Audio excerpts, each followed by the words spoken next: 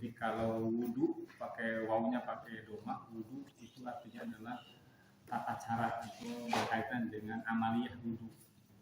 Tapi kalau wadu itu biasanya artinya adalah air wudu. Jadi air wudu disebut wadu. Kalau wudu itu adalah tentang prakteknya wudu. Ya, al-wudu secara bahasa itu dari kata wadoah. Wadoah itu artinya adalah al-husnu wan nadifah wal bahjah. Jadi wudu secara bahasa artinya al-husnu, bagus, baik. Jadi rupanya syariat menggunakan istilah itu sangat menarik.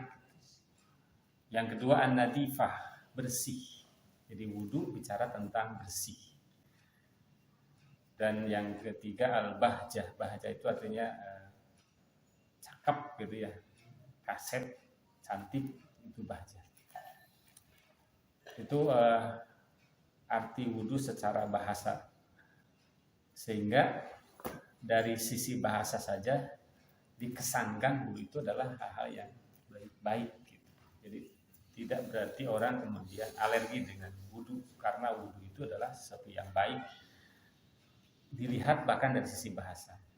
Kemudian dari sisi istilah, dan ini yang dimaksud dengan perintah wudu. Jadi bukan dari sisi bahasa, tapi dari sisi istilah.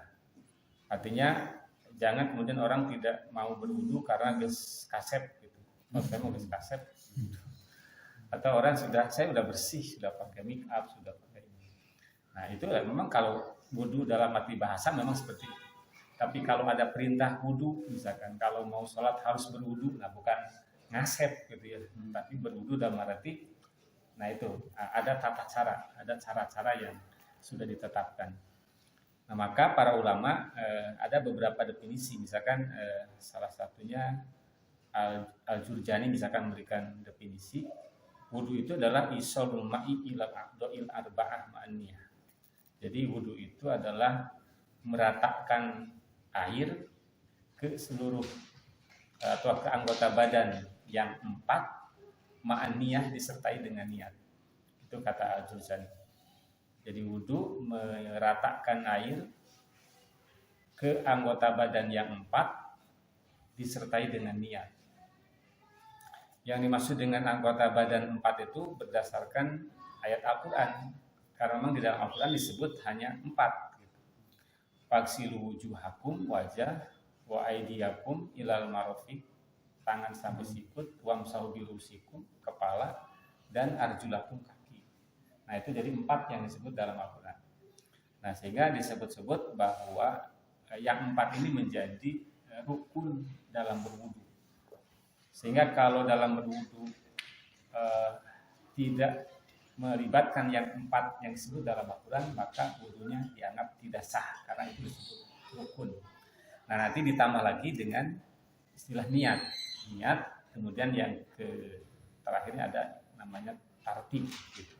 Jadi niat, mencuci wajah, mengusap kepala, mencuci tangan sampai sikut, kemudian mencuci wajah, mencuci tangan sampai sikut, mengusap kepala, mencuci kaki, ke-6 tertib gitu. Tertib itu artinya harus berurutan, tidak boleh loncat-loncat. Nah itu semuanya merujuk kepada Al-Quran. Walaupun nanti dalam praktek lengkapnya ada bagian yang tidak disebut dalam Al-Quran, berkumur-kumur atau mencuci tangan, nyela-nyela jari gitu kan. Nah itu termasuk bagian yang tidak disebut Al-Quran, sehingga para ulama menganggap itu tidak termasuk rukun yang akan menyebabkan wudunya tidak sah. Tapi yang dimaksud dengan rukun itu yang disebut dalam Al-Quran. Nah itu yang pertama tentang pengertian wudu. Begitu juga dalam istilah-istilah yang lain yang digunakan, wudu, sholat, tayamum, mandi, dan seterusnya, itu selalu berangkat dari definisi pengertian. Karena semuanya memang bisa dipertanggungjawabkan secara ilmu. Itu yang pertama. Kemudian yang kedua, apa yang menjadi landasan ideologis atau dasar perintah berwudu. Kenapa kita harus berwudu? Karena tentu saja ketika melakukan sesuatu harus ada dalil, harus ada perintah. Nah, di antaranya yang saya buat di makalah itu di surat Al-Maidah ayat 6. A'udzubillahi minasyaitonirrajim. Ya ayyuhalladzina amanu idza kuntum ilas sholati faghsilu wujuhakum wa aydiyakum ilal marafiqi wamsahu bi ru'usikum wa arjulakum ilal ka'bayn. Nah, sampai situ tentang bab wudunya. Kemudian disambung nanti dengan bab lain berkaitan dengan bab mandi gitu ya. Ya ayyuhalladzina amanu, wahai orang-orang yang beriman. Jadi Allah Subhanahu wa taala dalam ayat ini memanggil orang yang beriman ya. Sering kita menjelaskan tentang hal ini. Jadi artinya bahwa orang yang beriman pasti dipanggil dengan ayat ini. Atau orang yang beriman harus merasa terpanggil dengan ayat ini. Kata Allah, idza kuntum ilas sholati, apabila kamu berdiri untuk sholat, faghsilu wujuhakum, maka cucilah wajah kamu. Nah, dari sini ada tersirat tentang niat. Jadi Al-Quran bicara tentang niat secara tersirat, yaitu dari kata idza kuntum ilas sholat. Jadi kalau kamu berdiri untuk sholat, nah berarti berdiri itu kan tidak hanya untuk sholat gitu. Banyak orang berdiri untuk aktivitas lain, berdiri untuk pergi, berdiri untuk melakukan sesuatu. Nah kalau di ayat ini, apabila kamu berdiri ila sholat, untuk sholat, berarti berdirinya itu memang sengaja dilakukan berdiri dan memang dia untuk sholat. Nah maka dari ayat ini ada isyarat secara tersirat tentang niat, karena niat adalah nanti dijelaskan an-niyah al-qasdu. Jadi niat itu adalah artinya al-qasdu wahya azimatul qalbi. Jadi niat itu artinya menyengaja, yaitu ketetapan hati. Jadi ketika seseorang dengan sengaja, dengan sadar melakukan sesuatu, berarti sesuatu itu dilakukan pakai niat. Karena ada sesuatu yang dikerjakan tapi tidak sengaja. Nah, berarti pekerjaan itu dikerjakan tapi tidak ada unsur niat. Nah, niat itu secara bahasa artinya al-qasdu, bahkan al-azam, azimatul qalb. Jadi ketetapan hati, keteguhan hati. Nah, itu. Nah, dari kata idza kuntum ila sholat berarti di situ ada kesengajaan, ada unsur kesengajaan. Nah, maka dari sinilah kemudian ulama disusun dengan apa yang namanya rukun wudu itu ada niat. Nah, dari mana niat itu? Nah, niat itu adalah makna tersirat dari kata idza kuntum ila sholat.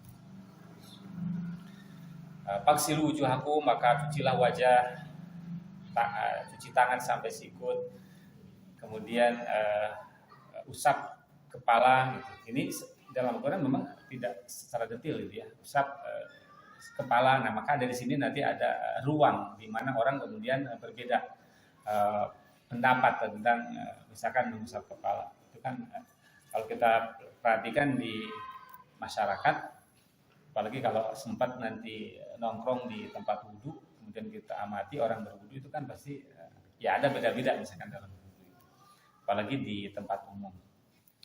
Nah, padahal semuanya adalah menuju dari ayat ini. Wa arjulakum ilal ka'bain, dan kaki sampai mata kaki. Nah, di sini ada tertibnya. Wajah, tangan, kepala, dan kaki. Jadi ini mana tertibnya. Jadi tidak boleh kemudian ditukar-tukar.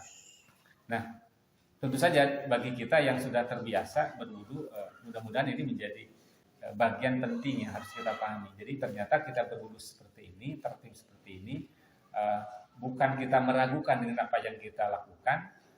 Barangkali adalah informasi ini mungkin atau kita dalam beribadah itu berdasarkan kebiasaan yang sudah mengakar dari awal gitu.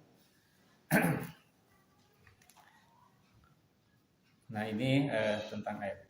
Idza kuntum ilas shalah, apabila kalian berdiri untuk sholat.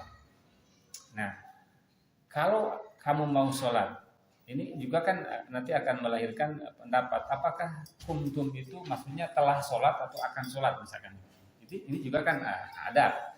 Karena fiil yang digunakannya fiil madi gitu kan. Kalau fiil madi itu kan atasnya artinya untuk masa yang sudah. Gitu. Jadi kalau kamu sudah berdiri kepada sholat, artinya seakan-akan apakah ini setelah atau akan. akan sholat. Yang kedua, idza qumtum ila sholat itu apakah setiap kali berdiri sholat itu harus wudu kan gitu. Jadi kan orang bisa saja seperti itu karena nanti bagi orang-orang tertentu yang sangat respect, sangat perhatian misalnya dengan Al-Quran itu pasti akan sangat diperhatikan seperti itu. Walaupun bagi kita yang sudah biasa, tentu saja tidak setiap sholat harus wudu kan gitu. Kita sudah punya pemahaman wudu itu dilakukan apabila batal. Gitu. Padahal secara redaksional ayat mengatakan kalau kamu berdiri untuk sholat, berarti kalau qobla duhur, mau qobla duhur wudu lah, mau sholat duhur wudu lagi, mau ba'da duhur wudu lagi. Nah, lebih mengerikan lagi nanti kalau sholat taraweh. Jadi kebayang kan 4 rakaat pertama ubah ambil air wudu gitu ya. Belum ngantri di jamaah itu. Nanti 4 rakaat kedua. Itu ada pemahaman yang seperti itu. Kenapa? Karena Allah mengatakan idza kuntum ila sholat faghsilu wujuhakum. Kalau kamu mau sholat maka cucilah wajah.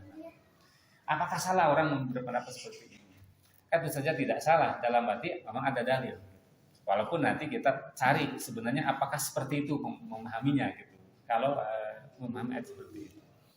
Nah maka nanti ada hadis yang menyatakan, hadis riwayat Al-Bukhari, Rasul mengatakan la tuqbalu sholatu man ahdasa hatta yatawadda. Jadi kata Rasulullah tidak akan diterima sholat orang yang hadas sampai dia berwudu terlebih dahulu. Nah, berarti sehingga pemahaman ayat ini bisa dipahami berarti yang dimaksud idza kuntum ila sholat itu kalau hadas, kalau dia dalam keadaan punya wudu, maka tidak kemudian serta-merta setiap akan sholat dia harus berwudu. Nah ini kan menjadi begitu pemahaman. Sebenarnya bukan hal yang aneh gitu ya, karena memang selalu begitu. Gitu. Pemahaman itu lahir dari bagaimana memahami zahir ayat itu. Sebelum nanti kita menemukan penjelasan tentang rincian di hadis misalkan. Nah hadis yang la tuqbalu sholatu man ahdasa hatta yatawadda itu bisa menjadi tafsir penjelas bagi ayat idza qumtum ila sholati. Kalau kamu berdiri untuk sholat, fa ahdasa misalkan begitu. Lalu kamu hadas, maka faksil wujuhakum, maka wudu dulu, cuci wajah kamu. Ini yang pertama ya. Kemudian ayat ini agak panjang, di bawahnya ada bab mandi, kemudian di bawah lagi ada bab tayamum. Kemudian di akhir, menjelang akhir Allah mengatakan ma yuridullah liyaj'ala 'alaikum min haraj. Jadi tidaklah Allah bermaksud untuk menjadikan kamu itu menjadi sulit. Jadi jangan dianggap bahwa aturan-aturan itu akan mempersulit, membuat kamu menjadi berat. Tetapi kata Allah yuridu liyutahhirakum. Tapi Allah bermaksud untuk liyutahhirakum, untuk mensucikan kamu. Masa sih kamu nggak mau gitu, oleh Allah dibersihkan, disucikan. Wal yutimma ni'matahu 'alaikum, dan supaya Allah menyempurnakan nikmatnya atas kalian. Jadi kebersihan itu menjadi tidak sempurna. Justru kesempurnaan itu adalah ketika ada aturan Allah agama. Jadi kalau hanya sekadar makan, minum, bebersih itu sangat standar sekali, siapapun masih melakukan itu. Tapi bagaimana menyempurnakan semuanya adalah pakai agama. Jadi maksudnya mungkin begini, wudhu kita itu bukan hanya sekadar untuk bersih secara fisik, tapi juga akan mendapat pahala kan gitu. Karena kalau sekadar bersih mungkin ada cara yang lebih bersih dari sekadar wudhu. Tapi wudhu pasti itu bersih sebagaimana makna dari kata wudhu itu sendiri. Maka orang yang wudhu itu harus bersih sebenarnya gitu. Ya, jadi tengah darah gleken ya gitu, kayak daki kan gitu ya. Nah, apalagi di sini juga kan ada bab mandi gitu. Nah ini, jadi waliyutimma ni'matahu 'alaikum, dan agar Allah menyempurnakan nikmatnya kepada kalian, la'allakum tashkurun, agar kalian bersyukur. Seharusnya bersyukur bahwa kita itu tidak hanya bersih tapi plus gitu. Jadi bersihnya plus, ya bersih ya berpahala. Ya, kita bisa bayangkan bagaimana kita berwudu minimal 5 kali sehari. Kalaupun tidak wudu setiap akan sholat, tapi paling tidak 5 kali itu mesti ada gitu ya. Walaupun mungkin maghrib dengan isya, ya kadang ada orang yang masih bisa bertahan. Maghrib berwudu, isya bisa berwudu deh gitu. maka ada namanya nanti tajdidul wudu. Jadi boleh saja kemudian orang membarukan wudu lagi. Ya. Nah itu Pak, jadi bayangan kita tentang betapa wudu ini luar biasa gitu ya, dari sisi apapun bisa dilihat. Jadi mungkin di sini sisi menariknya tentang ajaran Islam. Walaupun bagi orang Islam sendiri itu biasa saja mungkin, gitu. Tapi kalau dilihat dari orang lain bisa jadi itu sangat luar biasa. Ya kita bisa mendengar misalkan orang-orang yang baru menemukan hidayah tentang Islam itu kan macam-macam. Mungkin bisa lihat dari situ. Ada orang yang kagum Islam itu karena Islam itu ternyata banyak doanya gitu. Hampir semuanya ada doanya gitu. Walaupun kita orang Islam kadang-kadang pohon dengan doa, orang lain justru kagum dengan doanya. Jadi sadar tidak sadar kadang orang tertarik dengan Islam itu mungkin tidak membaca langsung gitu, tapi dari perilaku apa yang kita lakukan dalam kehidupan itu menjadi nilai tersendiri dari ajaran Islam. Ya bagaimana tidak? Karena Islam itu kan fitrah, artinya dari setiap manusia kan sudah ada bahan-bahannya gitu. Jadi bahan-bahannya ada, cuman ada yang bahan itu dikembangkan, ya mungkin seperti kita dikembangkan, ada bahan itu yang kemudian terkubur, terkontaminasi, dan akhirnya potensi itu menjadi hilang, tidak ada. Itu kan prinsip kullu mauludin yuladu ala fitrah itu adalah sebenarnya setiap orang itu hanya makanya la ikraha fid din, tidak harus dipaksakan orang untuk memasuki agama Islam. Kenapa? Qad tabayyana rusydu minal ghayy. Sudah jelas. Jadi kenapa kalau sesuatu yang jelas itu mesti harus dipaksa-paksa kan gitu? Kan seperti itu. Nah, tiga mungkin bagaimana para pelakunya itu kaum muslimin itu sudah sejauh mana pemahaman tentang kesadaran tentang. Kemudian yang kedua, hadis yang tadi dibacakan an Nabi Hurairah radhiyallahu anhu. Yaqulu qala Rasulullah sallallahu alaihi wasallam, la tuqbalu sholatu man ahdatsa hatta yatawadda.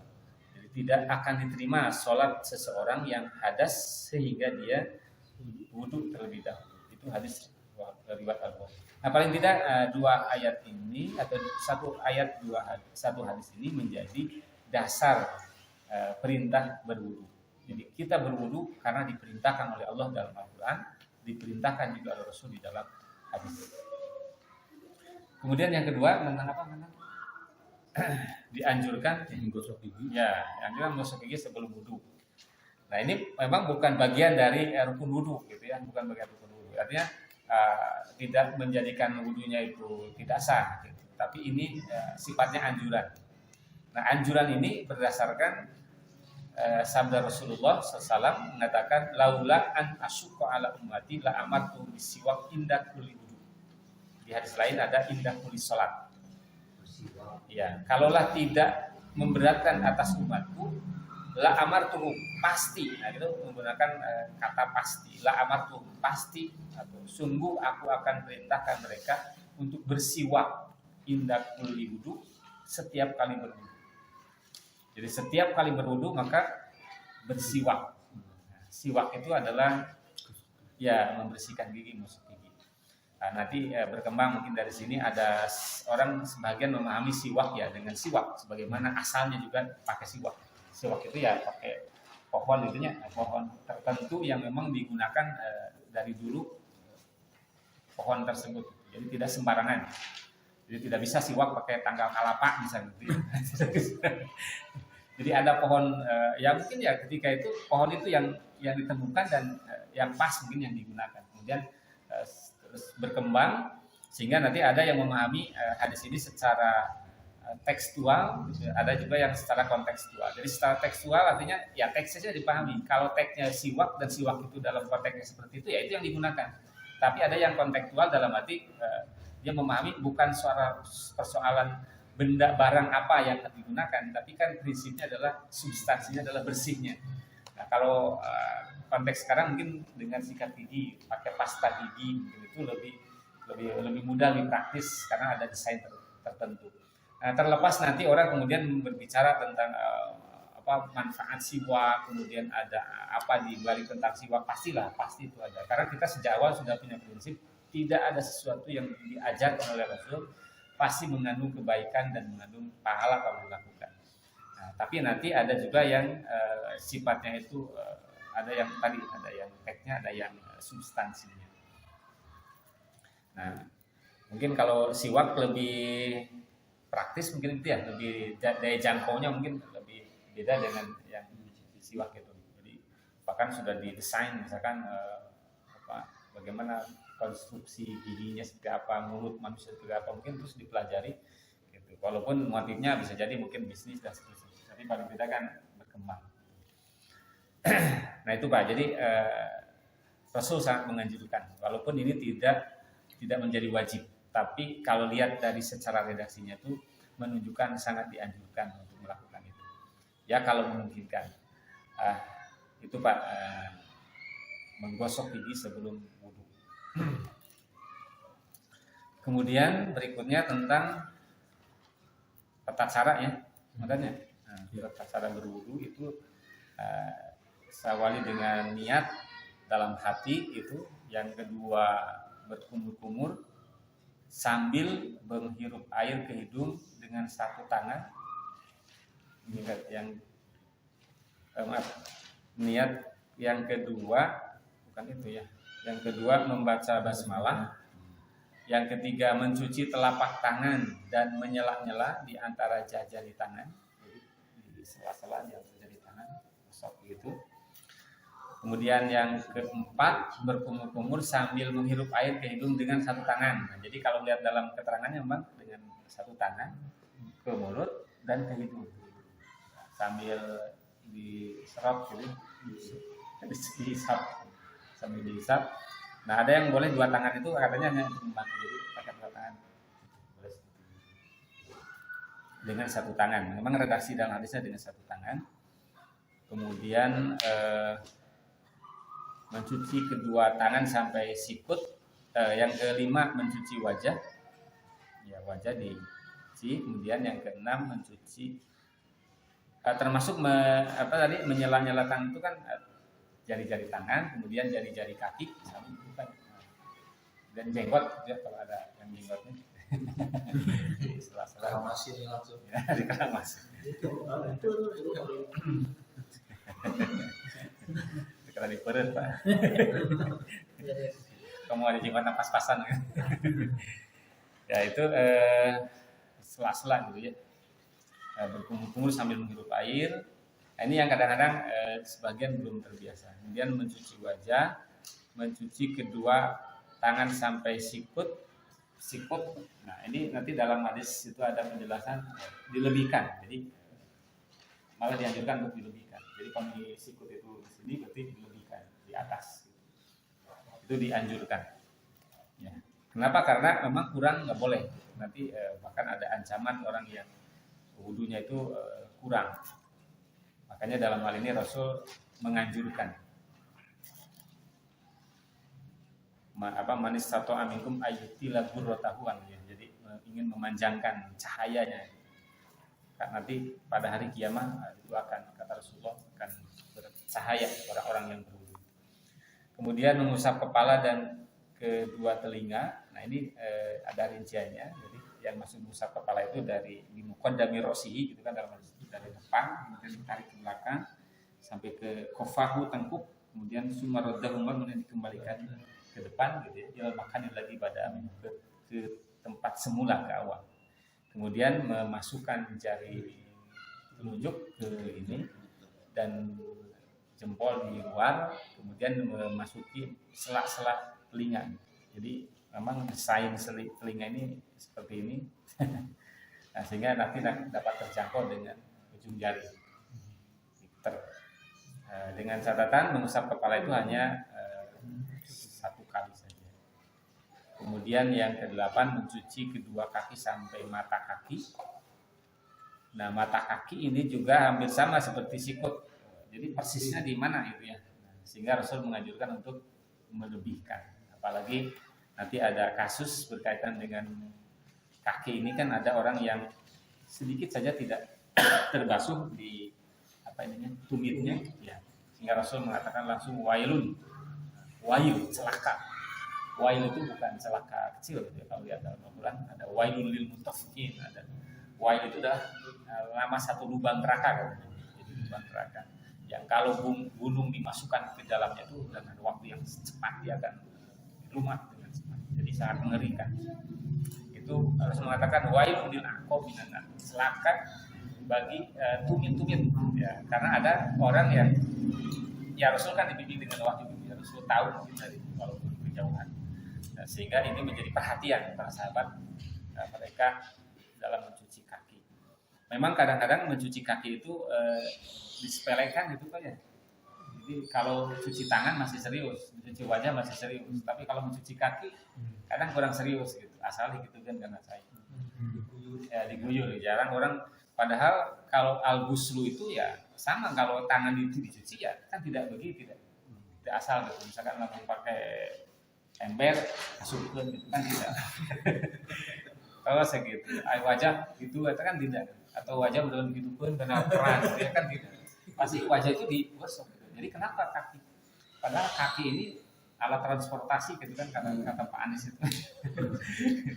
Yang justru itu kita bisa berdiri, kita bisa berjalan, kita bergerak, itu kan jasa kaki luar biasa. Tapi kadang dalam berwudu kaki ini menjadi kurang begitu diperhatikan.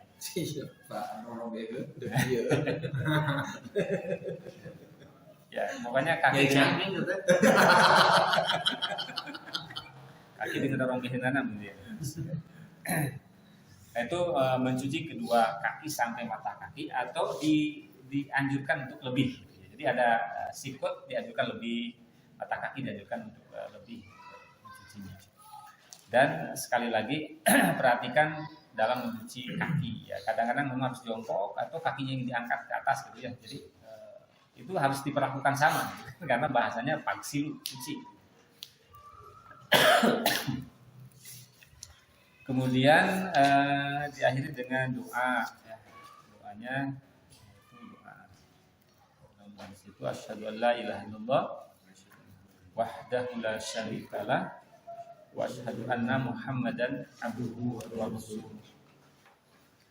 Jadi hadis dari Ibnu Umar, hadis dari Umar bin Khattab. Rasulullah bersabda, "Ma minkum min ahadin, tidaklah salah seorang di antara kalian ya tawaddu berwudu payus di wuduan, lalu dia menyempurnakan wudunya." Jadi dia lakukan dengan benar-benar wudunya, summa yaqulu, kemudian setelah itu berkata, asyhadu an la ilaha illallah wahdahu la syarikalah wa asyhadu anna Muhammadan abduhu wa rasuluh.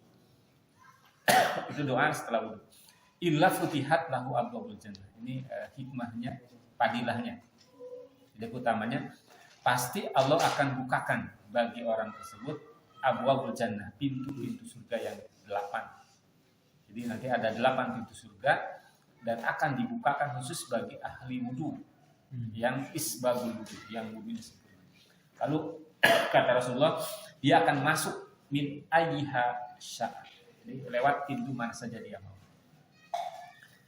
Ya, ini kan artinya bahwa terlepas pintunya seperti apa, ya paling tidak ini bagian dari target motivasi kita untuk melakukan wudu dengan baik dan benar. Nah, bab wudu ini kan sebenarnya termasuk kalau dari sisi ilmu termasuk ilmu fardu ain. Jadi ilmu nanti kan ada ilmu fardu ain, ada fardu kifayah. Jadi fardu ain itu adalah ilmu-ilmu yang wajib dipahami oleh setiap individu. Sehingga sebenarnya kita tidak perlu mungkin menyuruh orang lain untuk mengajarkan wudu untuk anak kita, untuk istri kita. Kenapa? Karena kita kan wudu setiap hari gitu. Kenapa harus diserahkan pada orang lain? Kenapa kita tidak mau ambil bagian ilmu yuntafa ubih misalkan? Untuk siapa ya? Untuk keluarga, untuk anak. Nah, paling kita bagiannya bukan artinya sekolah itu dilarang untuk mengajarkan itu. Tapi kita bagian untuk melakukan mungkin koreksi atau evaluasi tentang apa yang diajarkan oleh orang lain terhadap anak-anak kita. Nah ini kemudian nanti ada tambahan, tapi tambahan ini dianggap tidak sahih ya keterangannya. Seperti ada tambahan Allahumma ij'alni minat tawabin waj'alni minal mutatahhirin. Nah hadis ini tambahan ini diriwayatkan oleh At-Tirmidzi. Jadi ada tambahan Allahumma ij'alni minat tawabin, Allahumma ya Allah jadikanlah aku dari golongan orang-orang yang taubat, waj'alni minal mutatahhirin, dan jadikanlah ya Allah aku dari golongan orang-orang yang suci atau mensucikan diri. Karena dua golongan ini adalah golongan yang disukai oleh Allah Subhanahu wa taala. Di surat Al-Baqarah 222 ada ayat katakan innallaha yuhibbut tawwabina wa yuhibbul mutatahhirin. Allah suka sekali kepada orang-orang tawwabin dan mutatahhirin. Nah, makanya karena disukai oleh Allah dan ini doa ini sangat relevan dengan wudu gitu kan. Jadi di mana salahnya kan? Memang ini kan bukan persoalan salah tidak salah, baik tidak baik, tapi persoalannya adalah apakah ini termasuk yang dicontohkan atau tidak kan? Jadi tidak dalam rangka mengkritisi makna doanya, gitu. Tapi kalau doa ini dikaitkan dengan wudu, nah ini yang dikhawatirkan malah dianggap sebagai pihak yang mengada-ada ini yang dikhawatirkan. Bahwa doa ini nanti akan kita baca misalkan sehabis sholat dan di tempat-tempat sembarangan lainnya itu silakan saja doa, karena doa ini baik. Di sini ada penjelasan wahada hadisun bi isnadihi ittirab. Jadi hadis ini ada ittirab, ada masalah.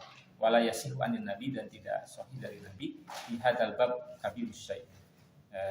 Dalam bab ini, dalam bab wudu ini itu kata At-Tirmidzi sendiri. Jadi At-Tirmidzi yang meriwayatkan, At-Tirmidzi sendiri yang mengomentari. Nah, jadi gimana nih Imam At-Tirmidzi tidak konsisten? Bukan tidak konsisten, itulah memang komitmennya para ulama begitu. Jadi boleh kita menyampaikan hadis dhaif, harus dengan syarat menjelaskan juga ke kedhaifannya, jangan di suput gitu ya, disembunyikan. Nah ini mungkin Pak sekitar bab wudu ya selesai sebenarnya tuh sakit. Jadi tinggal dipraktekkan.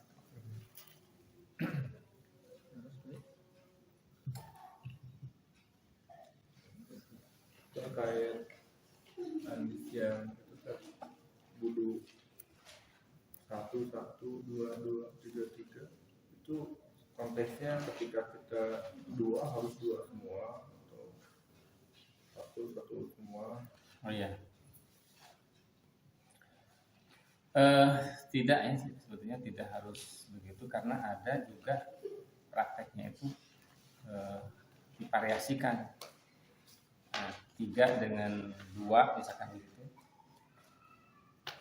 Hadis nomor berapa nih? Nah ini hadis tentang Abdullah bin Zaid berkata atas tatimu anturiyani kaifa kana Rasulullah sallam yatawaddo. Jadi ada seorang yang bertanya, rupanya ini seorang ini mungkin apakah dia tidak melihat Nabi karena tidak sempat bertemu atau tidak sejaman. Yang jelas dia bertanya kepada sahabat yang lain, mengatakan bagaimana wudu Rasulullah. Faqala Abdullah bin Zaid. Maka Abdullah bin Zaid kemudian ya, jadi Abdullah bin Zaid ada apa ditanya oleh seseorang, lalu Abdullah bin Zaid menjawab ya pada ambimain. Maka Abdullah bin Zaid meminta bejana berisi air, fa'afrotu ala yadaihi faghasala marratain. Jadi ketika orang membawa air mungkin dalam semacam bejana ember mungkin atau apa. Nah, yang pertama dia menuangkan air, jadi tidak tangannya dimasukkan ke dalam bejana itu, tapi dia menyiram air itu di luar. Jadi layaknya orang yang tidak tahu tangan ini mungkin ada kotor, makanya disiramkan dari tempat itu.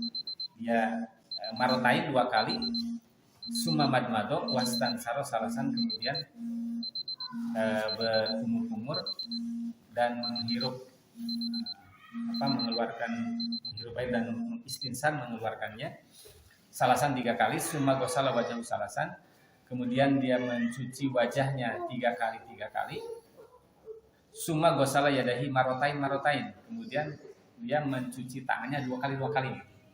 Jadi ada yang 3 kali, ada yang 2 kali. Ilal mirfaqain, sampai sikut, summa masaha rasahu, kemudian mengusap kepalanya biyadaihi dengan kedua tangannya. Fa'aqbala bihima wa adbaro, jadi dari depan kemudian ke belakang, kemudian kembalikan lagi di qaddami rasihi, ke bagian depan kepalanya, hatta zahaba ila qafahu, sampai ke belakang dibalikan, kemudian summa ghasala rijlaihi, kemudian dia mencuci kedua kakinya. Jadi ada di situ ada yang 3, ada yang 2. Dan kalau di keterangan lain ada memang ada marotan artinya satu kali, dua kali. Berarti ada satu kali, dua kali, ada juga yang variatif gitu ya, variatif. Nah, semuanya dicontohkan oleh Nabi dan ternyata sangat penting gitu, nanti ada relevannya gitu ya, ada relevannya. Mungkin dalam kondisi tertentu orang harus cepat-cepat misalkan itu karena antrian banyak, harus tidak memaksakan, kemudian 3-3 misalkan gitu ya. Atau karena airnya sangat sedikit, itu juga bisa itu digunakan. Yang jelas bahwa tidak boleh lebih dari 3 kali. Jadi 3 kali itu sudah batasan maksimal. Tapi saya merasakan sebetulnya pernah gitu, mengalami situasi seperti itu, di mana oh iya pentingnya bertahap. Benar, berarti kalau Rasul mengajarkan 1 kali teh terasa gitu. Saya ingat waktu ke Jakarta itu waktu demo tahun berapa tuh? Di mana sih ya? Nah, itu orang antri itu kan luar biasa Pak. Kadang airnya itu sangat terbatas kecil. Aqua saya juga di Monas. Nah, kan gitu ya. Ya, jadi artinya kalaupun mau dipaksakan berwudu misalkan dalam kondisi seperti itu kan tidak harus seperti dalam kondisi normal gitu kan 3 kali kan gitu. Sementara orang kalau di sini saya kira bisa walaupun tidak apa-apa mempraktekannya tadi yang 1 atau yang 2 kali. Tapi kalau di sini kan 3 kali nyaman, misalkan airnya banyak, orangnya sedikit. Tapi dalam kondisi tertentu, nah ini sangat dibutuhkan. Bagaimana? Oh, pantas Rasul itu mengajar seperti itu dan itu tidak menghambat. Orang bisa cepat dan air tidak terlalu campur. Ya, walaupun sebenarnya bagi orang cekek ketika itu kan kita bisa saja dengan tayamum bisa gitu ya. Bisa saja. Ya, baunya nggak enak sih. Ya. Saya kan suka jarang ini juga kalau lagi di sini mah gitu. Nggak apa-apa kan ya tadi. Ya nggak apa-apa. Karena batasan-batasan jumlah itu kan tidak diperuntukkan kalau darurat misalkan tidak. Dan itu tidak dalam kondisi darurat. Yang penting cara wudhu itu seperti itu. Gitu. Ada yang 1, 2, dan 3. Tidak dikaitkan dengan kondisi darurat. Nah, sehingga dalam kondisi banyak air pun kita boleh dengan cara seperti itu. Cuman gitu, secara pengalaman pribadi itu subhanallah gitu, dirasakan. Bagi orang tertentu mungkin yang tidak memahami itu bisa jadi agak sedikit memberatkan kan itu karena kudu tiluai kan gitu. Akhirnya jadi dia memaksakan itu gitu. Walaupun ada juga yang berani ngomong gitu sekali-sekali sama wuduna kan gitu akhirnya ada yang bilang seperti itu. Tapi bagi orang yang mungkin kebiasaannya seperti itu kan tidak mudah juga memahami menerima itu.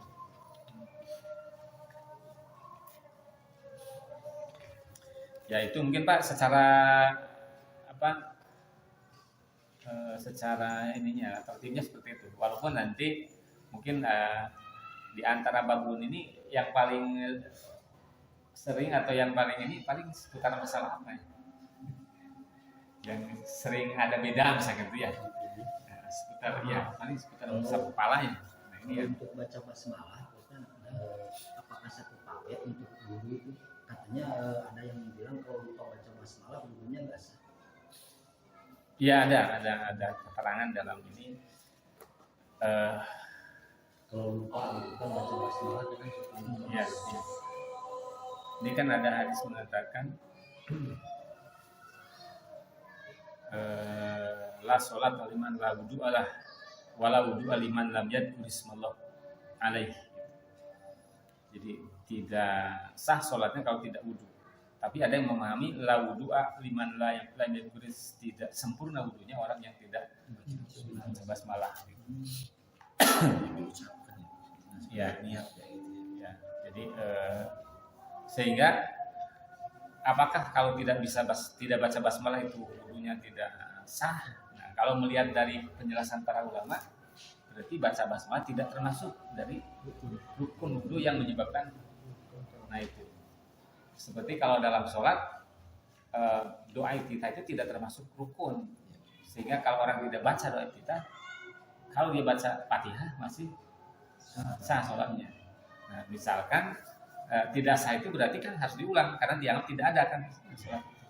Misalkan kita tertinggal sedikit, Allahu Akbar, imam langsung baca Fatihah, harus kan kita tidak sempat, tidak ada waktu. Nah apakah harus ditambah 1 rakaat kan tidak? Nah, makanya para ulama ketika mendefinisikan tentang wudu itu, yang kemudian diistilahkan dengan istilah rukun yang tadi, niat, kemudian mencuci wajah, mencuci tangan, mengusap kepala, mencuci kaki, tertib, itu saja. Gitu. Jadi seandainya kita hanya itu saja, yang niat dalam pengertian yang tadi gitu Pak ya, niat dalam pemahaman saya adalah sesuatu yang sengaja dilakukan. Jadi ketika kita memutarkan keran itu kan sudah niat ya. itu udah niat gitu. Bagus betul-betul minta air. Udah salah ngomong. Nah itu Pak. Tapi kan tentu saja walaupun kumur-kumur bukan bagian dari rukun wudu, karena Rasul mencontohkan itu, ya kita sebenarnya. Ya. Jadi faktanya Rasul tidak meninggalkan berkumur-kumur mencuci tangan misalkan sebelumnya, termasuk membaca Bismillah.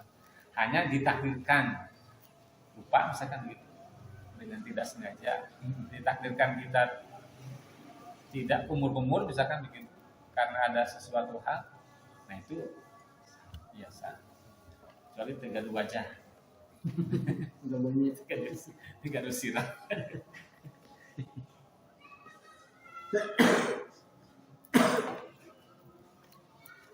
Nah, ini sebenarnya sudah saya tulis tentang itu, kan dilengkapi dengan gambar. Tata cara wudu. Sekap gitu padanya. Insya Allah nanti kita jadi bab wudu sudah selesai, nanti kita bicara tentang bab mandi mungkin ya, dan bab tayamum. Junub Pak.